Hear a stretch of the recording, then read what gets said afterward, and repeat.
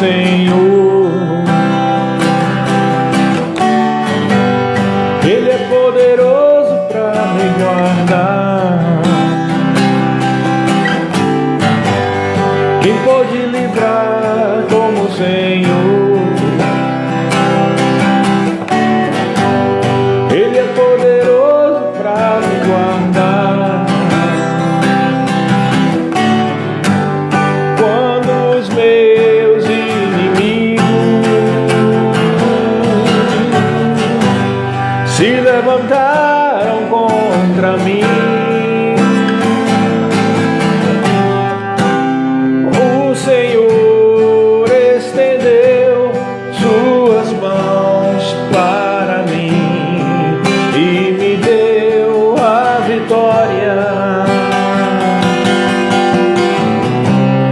O Senhor estendeu suas mãos para mim e me deu a vitória.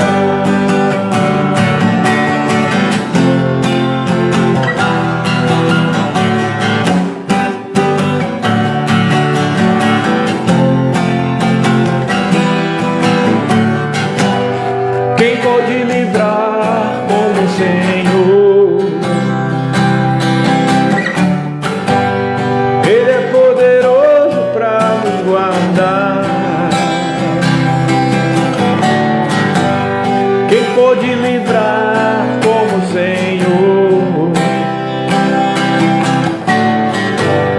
Ele é poderoso para nos guardar. Quando os meus inimigos se levantaram contra mim,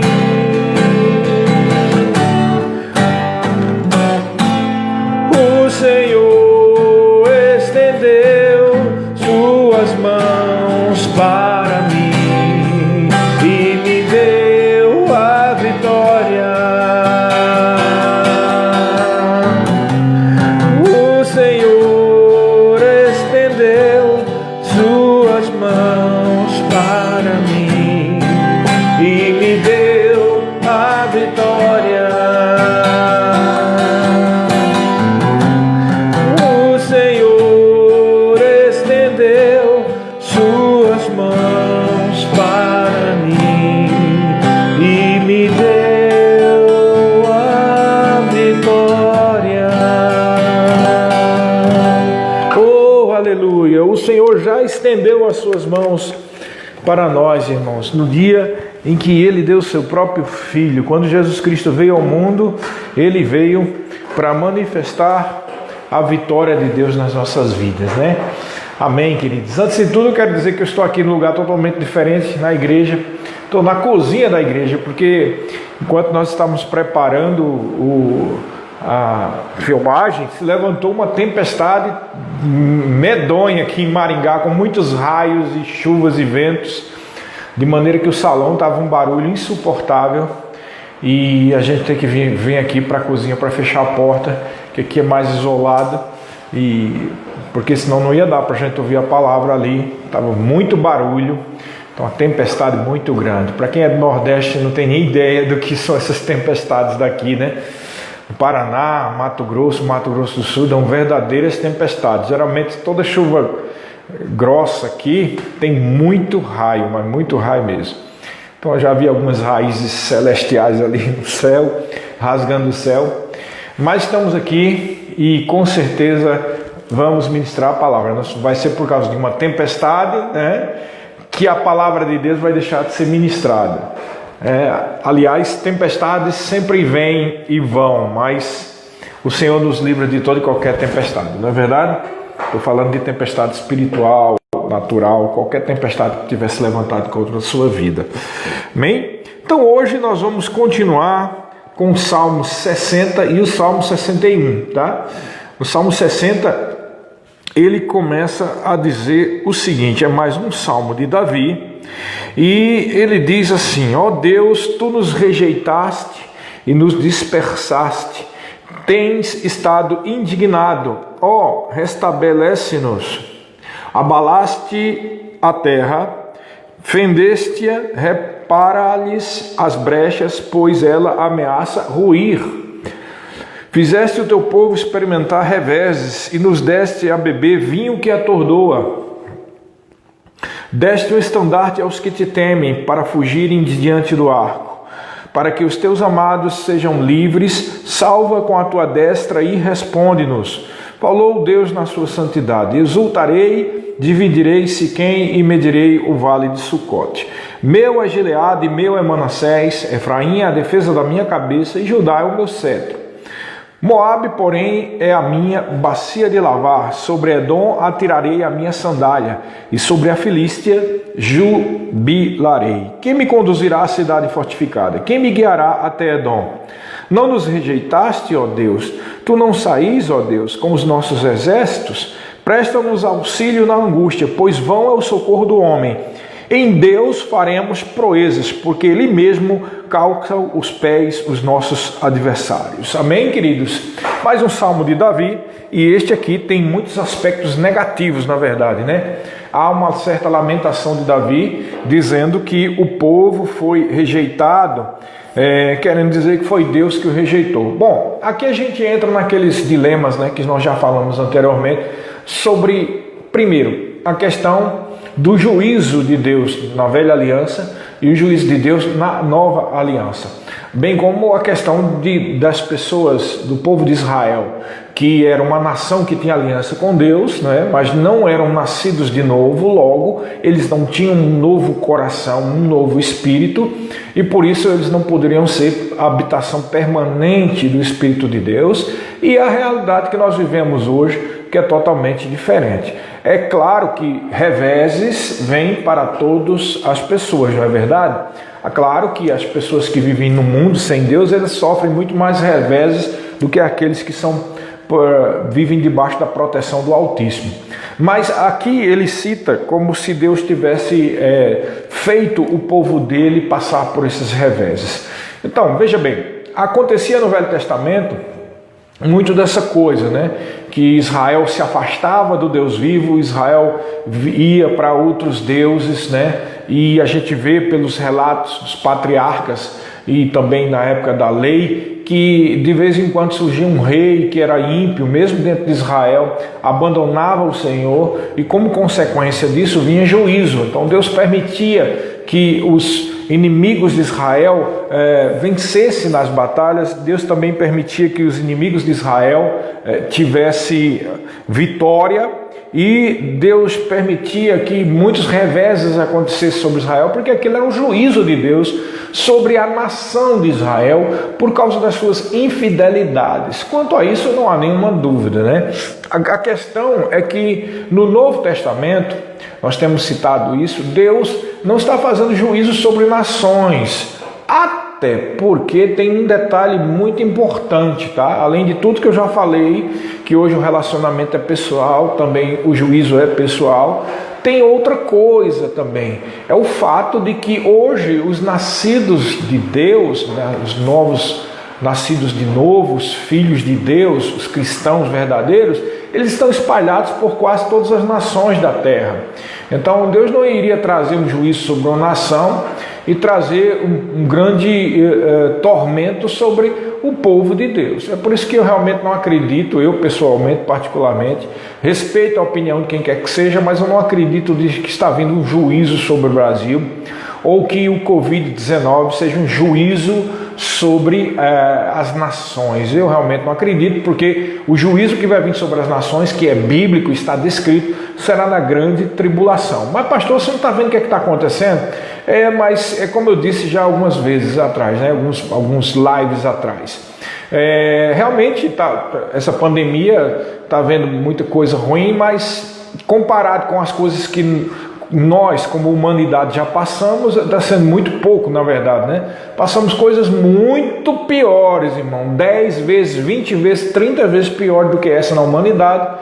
E duas coisas, nem foi juízo de Deus sobre a humanidade, nem tampouco foi a grande tribulação, né? porque a Primeira Guerra Mundial foi pior do que isso que estamos passando, a Segunda Guerra Mundial também, a gripe espanhola no início do século também foi pior, a peste bubônica na Idade Média também foi bem pior, e outras coisas que houveram. Então, o fato de nós termos saído da nossa rotina de uma forma bem rápida, né, não quer dizer que está um juízo vindo sobre a terra, também por causa disso. Até porque, se você for contabilizar todo o mal que essa pandemia está fazendo, é bem menor do que todo o mal que já aconteceu em outros períodos da nossa história, né? Então, cremos que não é um juízo de Deus, tá? O juízo de Deus vai vir realmente violento na grande tribulação. Amém, queridos?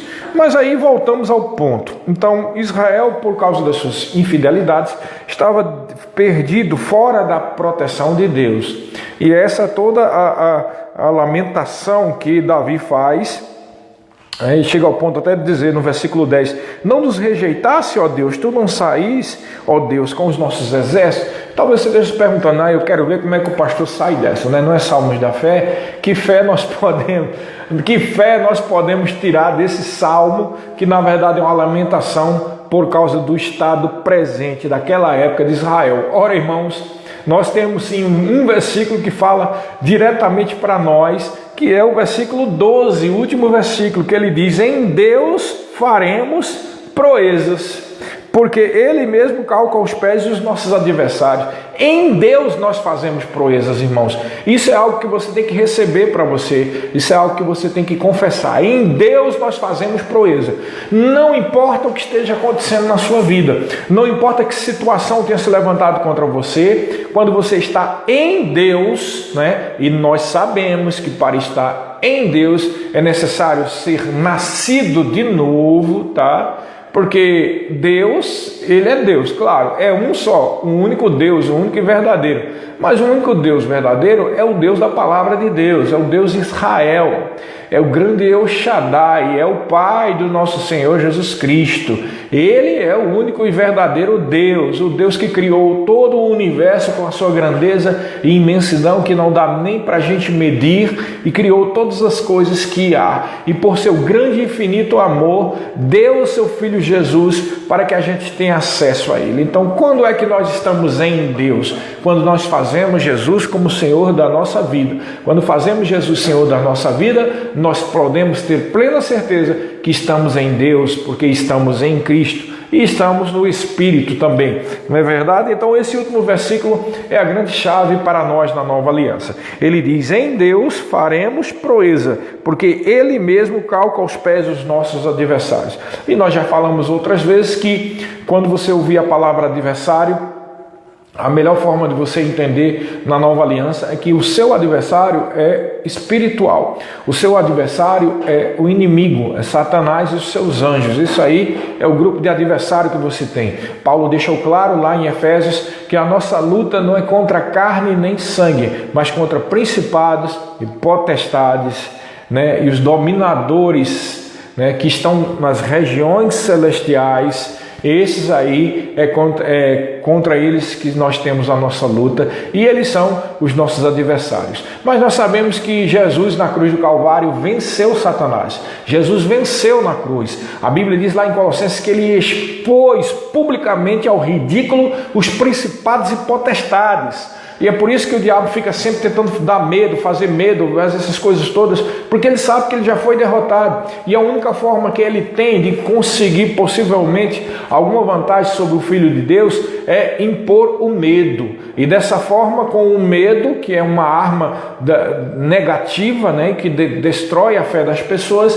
ele pode alcançar com a enfermidade, com a tribulação ou alguma coisa desse tipo. Então, por isso que nós precisamos andar sempre em fé, nos enchendo da palavra, andando em autoridade espiritual, com convicção que nós somos mais do que vencedores. Amém, queridos? Essa é a palavra de Deus, essa é a realidade, e em Deus nós fazemos proezas, sim. Fazemos proezas para a glória dele, fazemos proeza para mostrar ao mundo que nenhuma arma forjada contra o povo de Deus vai prosperar. Fazemos proeza para mostrar ao mundo que existe um Deus, ainda existe um Deus, Ele é o mesmo Deus de Israel, Ele não muda, amém? o que mudou foi o relacionamento por causa da nova aliança. É o mesmo Deus, mas o relacionamento para com os filhos é diferente do relacionamento para com os servos dele, o povo de Israel. Amém, queridos? Então vamos logo para o segundo salmo,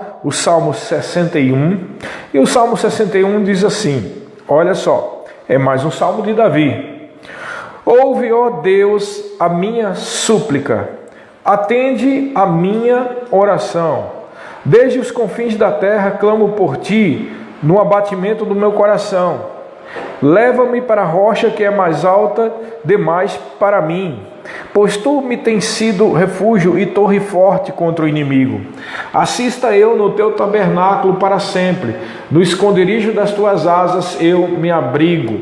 Pois ouviste, ó Deus, os meus votos, e me deste a herança dos que temem o teu nome.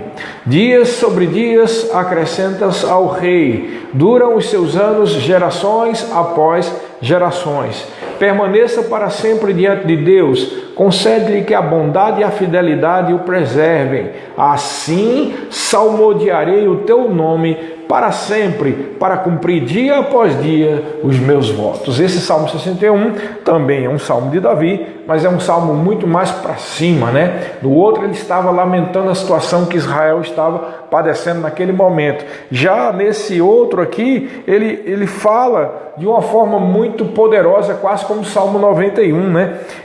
Primeiro ele começa dizendo, leva-me para a rocha que é mais alta do que é alta demais para mim.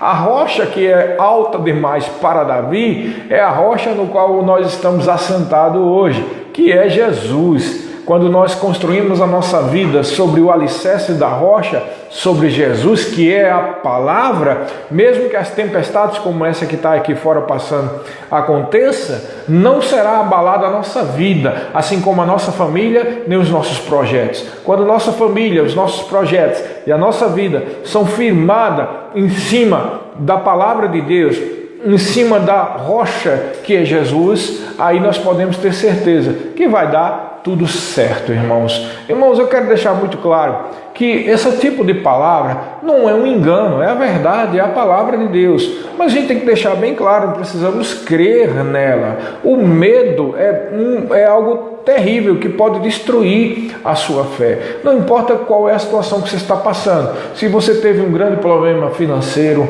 ou se você está com um problema de enfermidade, ou se dificuldades no trabalho profissional, ou até mesmo ministerial, talvez você tenha um chamado de Deus e tenha deixado isso no canto, desistindo de tudo. Não desista de nada, não desista da sua família, não desista do seu emprego, não desista do seu chamado, não desista da sua vida, não desista de nada, porque maior é o que está em nós do que o que está no mundo. O poder de Deus se manifesta quando nós cremos no poder. Algumas pessoas pensam assim, se Deus é assim mesmo bom, e se Deus é tão poderoso, por que Ele não age de uma vez sobre a minha vida? E Ele quer agir, mas eu preciso que você entenda que Deus não vai passar por cima de uma situação em que a pessoa não crê, irmãos. Se a pessoa não crê e não está nem aí, não tem como Deus agir. Essa que é a verdade. Há até pessoas que perderam as suas vidas ou viveram com uma doença muito, muito séria. Há casos como esse, né? Não todos, eu estou falando de há casos.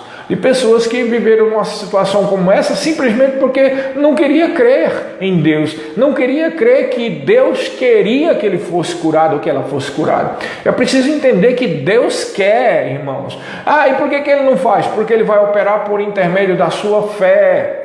E ele não tem poder para agir independente da minha fé? Tem, irmãos. Mas a Bíblia deixa claro, sem fé é impossível agradar a Deus. A pessoa que crê em Deus precisa crer realmente nas suas promessas, precisa crer que aquilo que ele prometeu vai cumprir. Olha, eu vou dizer uma coisa para você, você precisa entender. Algumas pessoas não conseguem entender, nem sequer na mente, nem no coração, nem na mente, no coração. Acha que Deus, de conta própria, vai pegar e mudar uma situação de uma pessoa, mesmo que ela seja incrédula. Pessoal, estuda a palavra de Deus.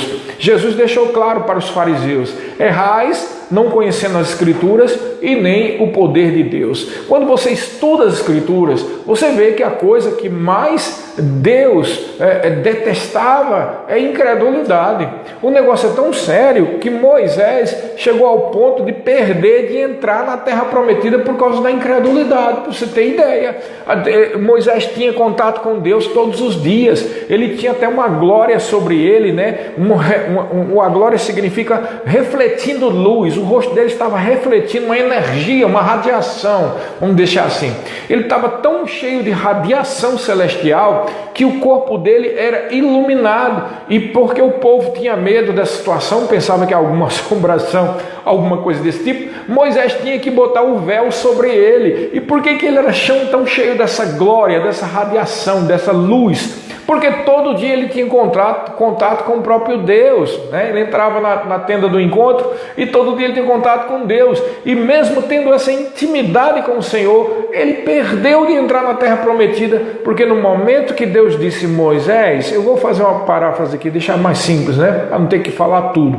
Ele disse: Moisés, vai e fala para a rocha, não é para bater, fala para a rocha. E Moisés, por incredulidade, e também porque queria se exaltar diante do povo, bateu com a vara na rocha e saiu água, porque o tamanho da fé de Moisés estava baseado naquilo que ele já tinha visto, né? Ele bateu, como ele bateu na primeira vez, ele bateu na segunda. A fé dele estava baseada naquilo que ele tinha visto antes e não no que Deus mandou. Está entendendo? Tem gente que é assim, eles creem só naquilo que eles já viram antes. O que eles não viam, mesmo que Deus diga, eles não creem. E foi esse o pecado de Moisés. Quando Deus disse: é para falar, Moisés.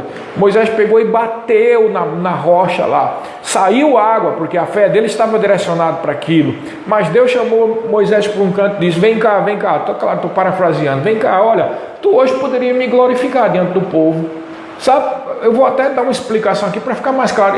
É como se Deus tivesse dito: hoje eu podia ter sido glorificado diante do povo, mostrando que não é só quando se bate com a mão, mas também quando se crê e fala. E eu tinha operado desse jeito no meio de vocês, e o meu nome seria glorificado. Na verdade, ele fala de duas alianças, né? A aliança da obra, que é a velha aliança, que é batendo com a vara, e a aliança da fé, que é falando com a boca. Amém? Porque ele não glorificou a Deus e não mostrou a tipologia da nova aliança, que é uma aliança de fé, ele cometeu um verdadeiro pecado medonho, por incredulidade, porque querer mostrar que era ele que estava fazendo uma coisa, por basear a sua fé em algo que tinha visto antes e não naquilo que Deus falou, e ainda cometeu o pecado de não ter sido um instrumento de Deus para manifestar a simbologia da nova aliança. Por causa disso ele não entrou. Deus faz acepção de fé. O que significa isso? Deus vai agir mais em quem crê mais, irmãos. Não é assim porque aquela pessoa está sofrendo mais do que o fulano. Deus vai agir. Não, Deus vai agir sim, levando alguém para dar a palavra, levando alguém para exercer misericórdia, falando para você ir lá ajudar. Mas chega um momento, irmãos, que a pessoa vai ter que depender da fé dela, né? Tem até pessoas que vivem de assistencialismo, né?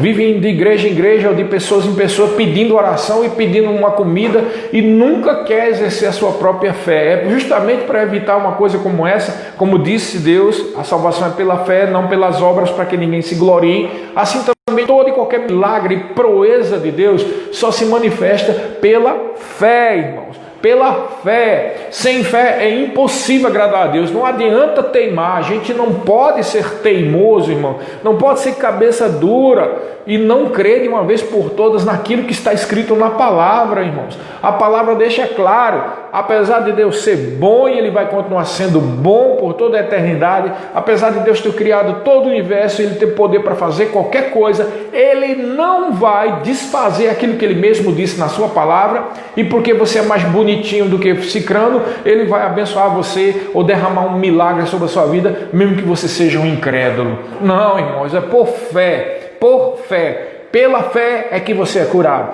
pela fé é que você é alimentado por Deus, pela fé é que você até prega, como eu estou pregando e ensinando aqui, é pela fé, como eu estou crendo agora que Deus está agindo através de mim. Eu não decorei nada disso, eu creio na unção que está sobre a minha vida, eu creio que Deus está falando para nós e eu creio que Deus está atingindo a necessidade do seu coração. Como eu estava dizendo, esse Salmo 61 parece muito com o Salmo 91, não é verdade? Porque ele diz assim, leva-me para a rocha, aí olha o que ele diz no 3. Pois tu me tens sido refúgio e torre forte contra o inimigo. Não é o que a Bíblia diz? Aquele que habita no esconderijo do Altíssimo, na sombra do Onipotente, descansará. Deus é o nosso refúgio, irmãos. Deus é o nosso refúgio. Deus é a nossa fortaleza. Deus nos protege. Deus nos guarda. Deus nos livra conforme a sua fé. O poder e a promessa, o poder que se baseia nas promessas dele vai atingir a sua vida, mudando toda e qualquer situação. Por isso que você precisa entender a bondade de Deus. Pedro chega ao ponto de dizer para aqueles em que ele tinha escrito aquela carta dele, disse, se é que você já tem a experiência de que o Senhor é bondoso. Tem que se ter a experiência da bondade de Deus. E como é que se tem a experiência da bondade de Deus? Pelo coração, irmãos. Não é experiência de algo natural que aconteceu, é no coração. Você precisa crer de todo o coração que Deus é fiel à sua palavra. Ele é fiel à sua palavra e não a você, tá? Porque tem gente que pensa que Deus é fiel a você, mas não é a você, ele é fiel à palavra. Se você fica na palavra, a fidelidade de Deus te alcança. Se você sai da palavra, Deus não tem como proteger você, Deus não tem como abençoar você. Tem pessoas que quebram princípios da palavra. Quer ver tem gente que não quer vir mais para a igreja, é os chamados desigrejados, e acha que Deus, porque é poderoso e é soberano e maravilhoso, vai abençoar mesmo que a pessoa nunca vá para a igreja, porque a pessoa tem algum problema pessoal, ou com Deus, ou com as denominações, ou com os irmãos, né? Por isso mesmo já está em pecado, e não quer ter comunhão com ninguém, e não quer estar envolvido com igreja nenhuma, então não tem como ver milagre de Deus. Por quê? Porque tem que ser da forma que Deus diz. Nós somos o corpo de Cristo, irmão. Temos que estar unidos, temos que estar juntos. Aí alguém pode estar pensando, mas a gente não podia estar se reunindo nas casas? Irmãos, sejamos sinceros, qual é a casa que tem a estrutura para crescer de uma forma e ter 1000 pessoas, 500 pessoas, 300 pessoas naquele lugar? Só se for uma fazenda, na verdade, e aí ela deixa automaticamente de ser uma fazenda ou ser uma casa para ser uma igreja. Essa que é a verdade. Então não tem jeito. A forma que Deus fez é de multiplicação, e nenhuma casa por si só pode abranger todo o crescimento que Deus deseja. Quando as pessoas querem se reunir só nas casas e não querem ir mais para a igreja, demonstram a incredulidade, ou melhor dizendo, a dureza dos seus corações. Não tem condição de perdoar aqueles que eles têm mágoa, não tem condições têm em Deus, mas não querem perdoar, não querem ter comunhão, não querem se envolver no corpo de Cristo, não querem se envolver com o serviço cristão. E a Bíblia fala sobre princípios bíblicos, não só de fé, mas sobre fidelidade, santidade, se envolver com os princípios, com o serviço cristão, se envolver no corpo de Cristo. Todas essas coisas estão interligadas e não adianta a gente só fazer metade delas. Então eu estou falando isso porque não tem como a pessoa viver protegida numa situação como essa. Outra coisa que tira qualquer proteção da vida de alguém, mesmo sendo cristão, é a falta de perdão, irmãos. Não vale a pena guardar mágoa de quem quer que seja. Não vale a pena ficar chateado com alguém, guardar aquela mágoa e dormir com aquilo. Isso é muito ruim. Na verdade, isso faz abrir uma brecha muito grande contra a nossa vida, contra as nossas finanças. Precisamos manter fidelidade a Deus, amém? Precisamos ficar firme com o Senhor e com a sua palavra. E é assim que nós vamos dar ferramentas para Deus trabalhar em nós. E Deus precisa das ferramentas? Sim, as ferramentas da fé, a ferramenta da fidelidade. Essa ferramenta é que faz com que Deus atinja a nossa vida com os seus benefícios. E assim, como disse o Salmo 60, em Deus nós faremos proezas, tá? Mas aí no versículo 4, ele diz, assista eu no teu tabernáculo para sempre, no esconderijo das tuas asas eu me abrigo.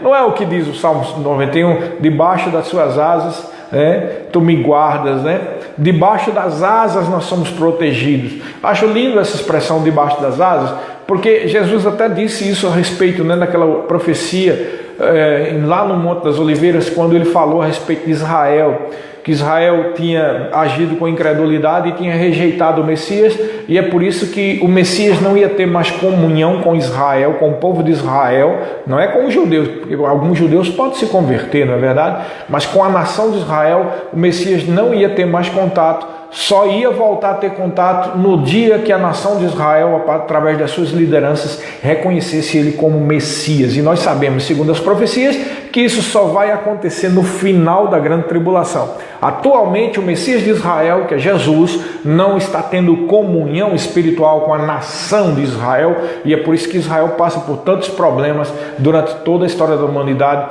como perseguições e mortandades, o holocausto nazista, a Inquisição e tudo mais, não é verdade? Mas olha só, naquele dia, quando Jesus disse que ia acontecer tal coisa, ele disse assim, olha, Jerusalém, Jerusalém. Por que Jerusalém? Jerusalém era a capital de Israel, né?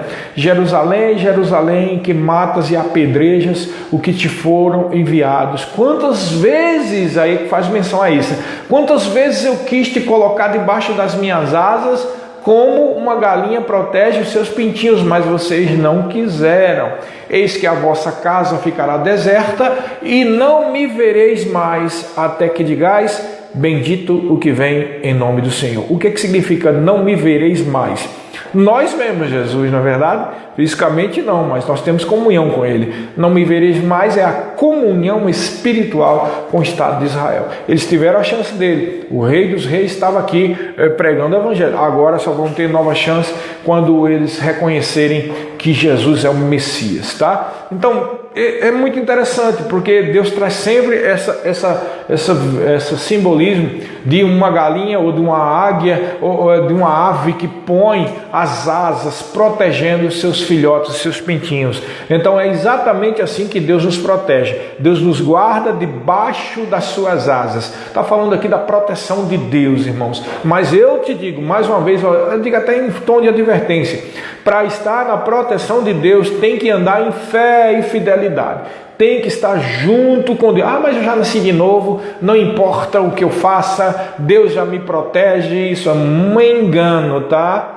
O fato de que você nasceu de novo fez de você digno de ser salvo, fez de você justiça de Deus, fez de você um filho de Deus. Mas se você começa a voltar à velha natureza, praticando atos da velha natureza, longe de Deus, longe da comunhão com o Senhor, praticando as obras da carne, irmãos, ou como o termo seria, operando nas obras da carne, irmãos, o que isso significa? Significa falta de proteção, porque todo pecado tem consequência. Em 1 João capítulo 5, versículo 18, está escrito: aquele que nasceu de Deus não vive na prática do pecado, antes o que nasceu de Deus o guarda e o maligno não lhe toca. Está claro aqui dizendo que quando se vive uma vida longe do pecado, o maligno não pode tocar. Logo, o contrário também é verdadeiro. Então não importa, mas que você seja um filho de Deus, nascido de novo, Deus se fez digno, você é a justiça de Deus. Mas se você começa a fazer e praticar pecado, operar em obra da carne, irmãos, vai abrir uma brecha desse tamanho para prejudicar a sua vida, irmão. Não faça isso, porque não tem como Deus proteger você se você está semeando pecado, se você está semeando o que não deve, né? Também fofoca, quem semeia contenda colhe uma tempestade imensa, não é verdade? E tantas coisas mais. Precisamos manter a nossa vida de fidelidade. Isso é preciso explicar bem direitinho, porque tem algumas pessoas que exageram e chegam ao ponto de dizer que não é pelo que eu faço que eu recebo uma bênção. Claro que não é pelo que você faz, então não é minha obra que vai gerar uma bênção. Deus já me abençoou, mas existe uma prática que é chamada de frutos de justiça. A Bíblia diz que nós devemos dar frutos de justiça. Fruto é o quê? O produto de quem é justiça de Deus. Você acha que é um produto de quem é justiça de Deus viver falando mal das pessoas? Não. Você acha que é um fruto ou um produto de quem é a justiça de Deus viver em pornografia ou em prostituição? Não. Você acha que é um fruto ou um resultado de quem é justiça de Deus viver em contenda, em brigas? Não. Você acha que é um fruto ou um produto de quem é justiça de Deus guardar mágoa e rancor de outras pessoas? Claro que não, irmãos. Então, um erro não pode justificar o outro, irmãos. Ou uma coisa não justifica a outra. É preciso entender que a realidade posicional, você hoje agora é uma nova criatura. Essa realidade posicional tem que gerar frutos. Tem que gerar frutos. É por isso que Deus nos chama para a prática da justiça, que o termo bíblico no Novo Testamento é piedade. Piedade é ser sincero, ser fiel às coisas de Deus.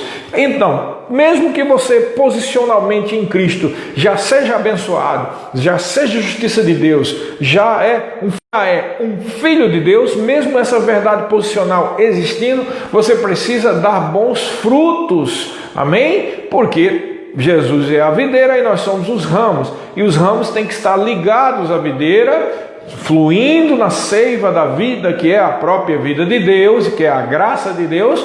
Mas se existe uma videira, a videira dá o quê? Uvas, não é verdade? E se existem os ramos, onde é que estão os frutos? Os frutos não estão no tronco da videira. Os frutos estão nos ramos, irmãos. Os frutos não estão em Jesus, na videira. Os frutos estão nos ramos. Então, os ramos precisam dar frutos, que é chamado de frutos de justiça, ou a prática da piedade, a prática de quem realmente nasceu de novo. Então não tem cabimento uma vara, ou seja, um galho, um ramo de Jesus não dá fruto. A Bíblia adverte, diz que o Pai vem e corta e é lançado para queimar. Isso é uma alusão à falta de proteção, e o queimor daqueles ramos é o ataque de demônios agindo sobre a vida das pessoas. É como Jesus Cristo disse sobre o sal. Ele nos disse assim, que nós somos o sal da terra e que o sal não pode se tornar insípido, ou seja, sem sabor. Se o sal se torna insípido, ele disse, para nada mais serve a não ser jogado e ser pisados pelos homens. É muito parecido com essa analogia da videira que é cortada, do galho que é cortado e jogado para o fogo. Do que ele está falando? Que Deus, ele julga sim, ele julga fé, irmãos. Ele julga quem dá frutos de justiça. E esse julgamento, infelizmente, é sair debaixo da proteção de Deus e ficar à mercê da operação de demônios. Não importa se você crê, eu respeito a forma que você crê, mas é o que está escrito na palavra, irmãos. E é por isso que tem pessoas que vivem uma bênção maior do que outras. Não é que Deus ama mais um do que ama os outros, é que Deus faz acepção de fé. E existem pessoas que choram, vivem numa tristeza e realmente estão numa situação problemática, mas não querem crer na totalidade da palavra. Não, eu não concordo com isso. Não, eu não concordo com aquilo. Não, isso é orgulho, irmãos. A Bíblia deixa claro que Deus resiste ao soberbo, mas dá graça ao humilde. Quem é humilde? Não é o pobrezinho, coitadinho, não, como dizem por aí, não. Humildade é algo interior, não tem nada a ver com dinheiro, com pouco dinheiro, irmãos. Humilde é aquela pessoa que não é orgulhosa. Humildade é o contrário de orgulho. É aquela pessoa que aceita com mansidão a palavra em voz implantada, como diz lá em Tiago, aceitar com mansidão a palavra em voz implantada, a qual é poderosa para salvar a vossa alma. É preciso aceitar com mansidão a palavra de Deus. Se você está assistindo aqui agora ou vai assistir depois essa ministração, você precisa entender, a gente tem que parar com esse negócio de eu concordo com fulano, eu não concordo com Beltrano. Não está escrito na palavra. Se tiver na palavra, vai fazer como os crentes da cidade de Beré, lá no livro de Atos. Vai lá e vê se é de acordo assim como está escrito na palavra. Se está, irmãos, cale-se o homem, cale-se toda a terra, e cale-se o orgulhoso, e cale-se os demônios, e vamos aceitar o que está escrito na palavra, para que venham tempos de refrigério. Amém? Venham os tempos de refrigério. Mas para isso temos que largar a mão, soltar todo empecilho, todo pecado, todo peso, toda atitude errada, toda amargura, todo rancor e toda teimosia de não querer aceitar com mansidão a palavra de Deus. Continuando aqui, ele diz assim, No versículo 6, dias sobre dias acrescentas ao rei, duram os seus anos gerações após gerações. No Salmo 23, que foi um salmo que a gente já falou, fala sobre isso, né? Habitarei na casa do Senhor por longos dias, né? E há uma promessa de Deus sobre longevidade, há uma promessa de Deus, lá um daqueles textos de Jó, né? Que preciso entender muito bem o livro de Jó, que os amigos de Jó diziam verdades bíblicas, mas eles diziam para acusar Jó. Então o intuito estava errado, mas aquelas verdades que eles diziam eram verdades bíblicas, né? Então, o que é que acontece? Tem um daqueles textos que eles dizem assim: em ditosa velhice deitarás a sepultura. O que é uma ditosa velhice? É uma velhice saudável. Eles estão dizendo lá sobre aquela pessoa que é fiel diante de Deus, aquela pessoa que é justa diante de Deus, em ditosa velhice deitará a sepultura. Irmãos, Deus não nos fez justo, Deus já nos fez em Cristo Jesus justo. Nós somos justiça de Deus. Se vivemos uma vida de fidelidade, debaixo da proteção de Deus, você pode ter absoluta certeza que uma vida de longevidade é uma promessa de Deus. Tem gente que fica pensando assim: mas por que eles ficam preocupados com viver muitos dias? Não é melhor estar no céu? Claro que é infinitamente melhor estar com o Senhor, mas quanto mais tempo a gente tiver aqui para fazer aquilo que Deus nos designou para fazer, melhor, não é verdade? Não é melhor? Como é que você vai falar para uma pessoa, por exemplo, se você está o tempo todo doente, com dor, em todo momento com dor, você vai falar que Jesus Cristo cura e você mesmo está doente? Tá? Eu não estou acusando, eu já teve situações em que eu orei por pessoas e pessoas foram curadas, mas eu mesmo estava com dores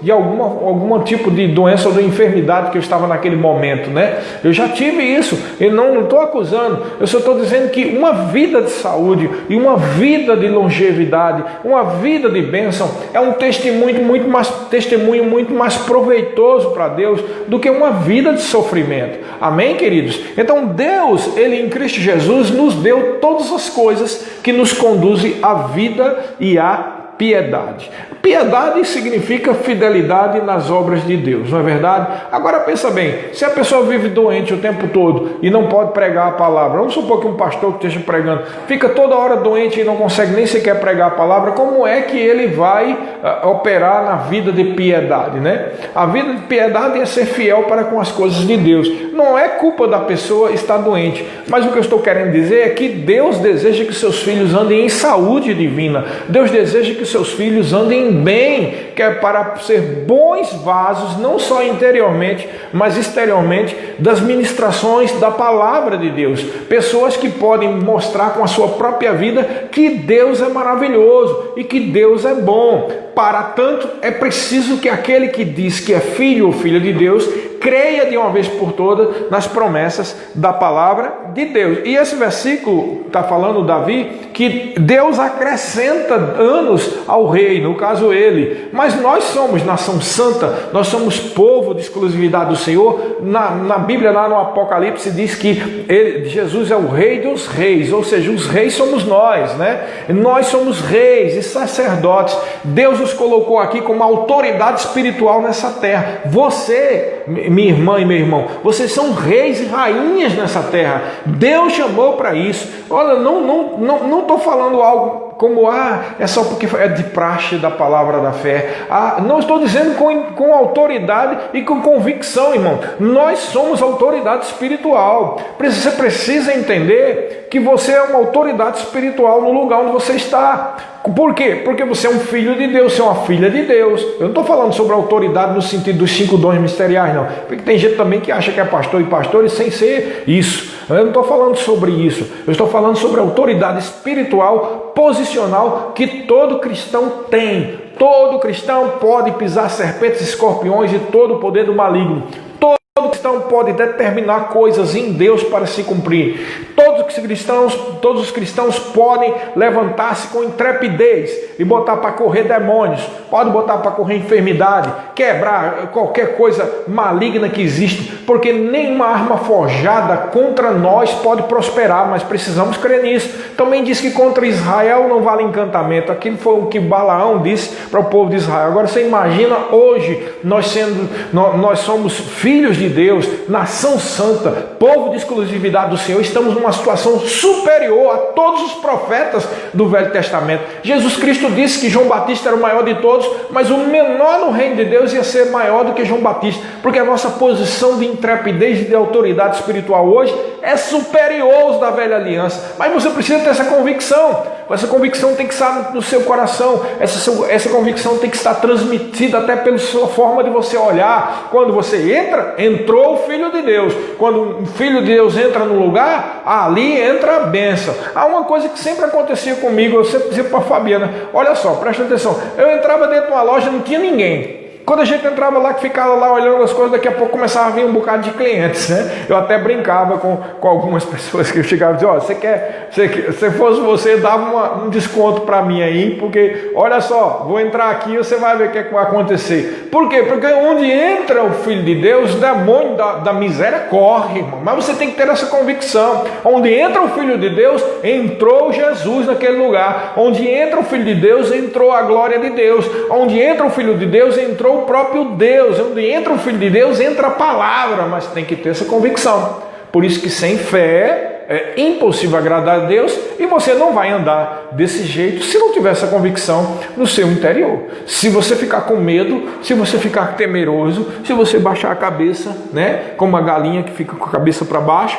né, e não olhar para cima de uma forma altaneira, como diz lá em Abacuque, Deus nos faz andar altaneiramente e nos dá aos pés a ligeireza da corça. Lá diz Abacuque capítulo 3. É muito bom aquele texto, né? Ainda que a figueira não floresça e a videira não dê o seu fruto, que as ovelhas sejam arrebatadas dos currais, ainda assim eu vou crer no meu Deus. Ele me dá aos pés a ligeireza da corça e me faz andar altaneiramente. Ele não faz andar a gente como uma galinha olhando para baixo, mas altaneiramente. Então é uma posição espiritual. Nunca na história do cristianismo foi tão importante, talvez só no início, né, quando a igreja era perseguida, e era importante, mas infelizmente muitos irmãos não padeceram naquelas perseguições. Mas eu não me lembro, pelo menos no século XX para cá, como é tão importante, pelo menos no século XX para cá,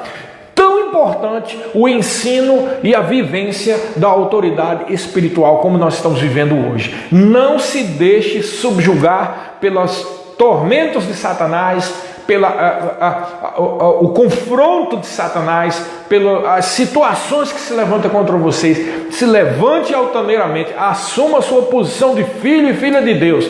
Você é rei, você é rainha, você é filho de Deus. Não se submeta a nenhuma circunstância. Você é a autoridade espiritual nessa terra. Amém? Somos protegidos de Deus por causa disso. E temos também anos de vida. E aí diz o 7, permaneça para sempre diante de Deus, concede-lhe que a bondade e a fidelidade o preservem. Quem nos preserva é Deus, através da sua bondade e fidelidade. E o salmista Davi diz no final, assim salmodiarei o teu nome para sempre, para cumprir dia após dia os meus votos. Evidentemente nós não vivemos mais de votos, como era na época de Israel, mas o que seria um voto? Eu acredito que o cristão vive num voto eterno, né? Como assim? O que é um voto? É uma promessa, né? Mas se Deus te salvou, nós devemos a Deus, né, o voto do amor, porque Ele é o nosso Pai, não é verdade? Quando você é filho, tem um pai, tem uma mãe, não é verdade? Você não é preciso de um pai chegar e dizer, me honre, você já deve honrar a seus pais. Já deve honrar ao seu pai e a sua mãe. Inclusive tem até uma promessa de longevidade para que você honre seu pai e sua mãe, tá? Cuidar deles até o final da vida deles, isso é honra, tá? Não é só dizer meu pai era bom, minha mãe era boa, é cuidar deles até o final. E por que isso é tão importante? Porque nós já devemos o voto de honra, vamos dizer assim, aos nossos pais, porque eles nos criaram, eles cuidaram de nós, eles foram instrumentos pelo qual nós viemos ao mundo, e muitos pais também educam os filhos segundo a palavra e tudo mais. Então, nós já devemos isso aos nossos pais. E o que isso tem a ver com Deus? Tudo a ver. Pelo mesmo motivo de paternidade, e agora de paternidade muito superior, é uma paternidade superior ao do papai e da mamãe, é a paternidade espiritual. Nós devemos honra a Ele, então nós devemos um voto eterno, sim, a Deus, de praticar o que Ele manda. Se você tem um chamado de Deus em qualquer área, aí você tem um voto de pregar a palavra, ensinar a palavra, ou o que quer que seja. Se você é filho de Deus, você já tem o voto para cumprir, que é o quê? Praticar atos, frutos de justiça. É por isso que nós falamos anteriormente, aquela pessoa que não quer ter comunhão com ninguém e quer ficar isolado, está errando nisso aí, está desonrando a Deus, porque não está querendo ser fiel a tudo que está escrito nos oráculos de Deus. Amém, queridos? Esse é o Salmo 60 e o Salmo 61. Estamos terminando, espero que tenha sido bom para você. Eu quero até pedir desculpa, porque o pessoal fica pondo algumas coisas aqui, mas como eu estou no fluir da palavra, de uma forma bem dinâmica assim, eu não consigo ler tudo que está passando aqui, tá? Me desculpa, pessoal, algumas vezes eu consigo ver alguém dizer alguma coisa, por isso que uma vez ou outra eu falo, mas às vezes eu não consigo ver as pessoas que estão aqui. Eu quero dar um abraço para todo mundo, para todas as pessoas que assistiram essa live e também para aqueles que vão assistir depois. Espero que essa palavra tenha sido uma grande bênção para você. Amém, queridos? Sejam abençoados em nome de Jesus.